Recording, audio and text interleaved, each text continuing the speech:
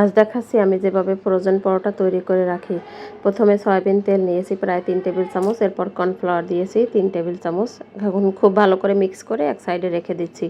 এরপরে আমি অনেকগুলো আটা নিয়েছি, তারপরে লবণ দিয়েছি স্বাদ মতো, আর একটু সয়াবিন তেল দিয়ে এখন খুব ভালো করে মেখে নিচ্ছি। এরপরে গরম পানি দিয়ে আমি এই আটা দিয়ে একটা ডো তৈরি করে নিচ্ছি।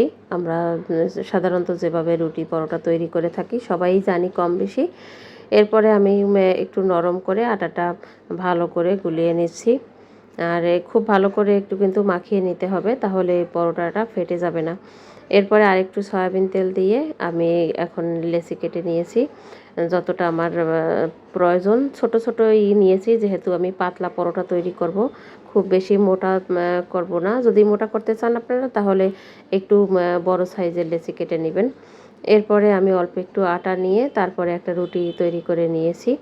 আর রুটি তৈরি করে নেওয়ার পরে এখন যে মিশ্রণটা আমি তৈরি করে রেখেছিলাম ওইটা আমি খুব ভালো করে রুটির উপরে লাগিয়ে নিচ্ছি। আর এইখানে কিন্তু প্রত্যেকটা ভাজে ভাজে লাগিয়ে নিলে তাহলে লেয়ারগুলো খুব সুন্দর আসবে, আর পরোটাটা খেতে খুবই ভালো লাগবে।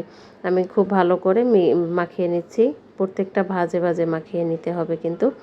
তারপরে সবগুলো এরকম তৈরি করে আবারও পরোটার শেপে আমি বেলে নিয়েছি।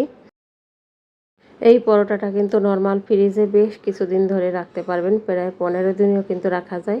আমি অনেকগুলো করে থাকি, মাঝে মধ্যে আমি 2 কেজিও পরোটা একবারে তৈরি করে রেখে দেই, যেহেতু বাচ্চাদের স্কুলে জন্য সুবিধা হয়। যখন তখন একটা টিফিন তৈরি করে দেওয়া যায়, বা স্কুল টাইমে বাচ্চাদেরকে ভেজে দেওয়া যায়। সকালে যাদের ছোট বেবি থাকে তারা অনেক সময় পরোটা রুটি কিছুই তৈরি করা সম্ভব হয় না, তারাও এরকম বের করে রুটি বা পরোটা যে কোনো ইচ্ছে মতো আর কি ভেজে নিতে পারেন।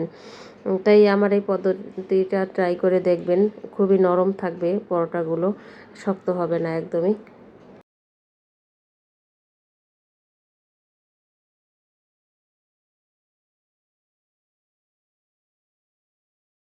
একটা তাওয়াতে এপাশ ওপাশ প্রায় 2 সেকেন্ডের মতো আমি উল্টে নিয়েছি, কারণ খুব বেশি সময় চুলার উপর রাখলে কিন্তু পরোটাটা ভাজা হয়ে যাবে আর শক্ত হয়ে যাবে। একেবারেই 2 সেকেন্ডের মধ্যেই উল্টিয়ে দিয়ে তারপর নামিয়ে নেবেন, যেন খুব বেশি কাঁচা ভাবটা চলে যায়, শক্ত না হয়।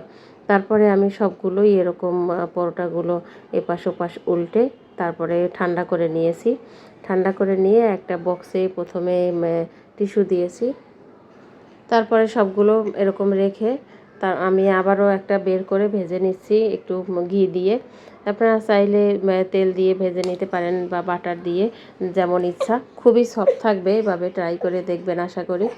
আল্লাহ হাফেজ।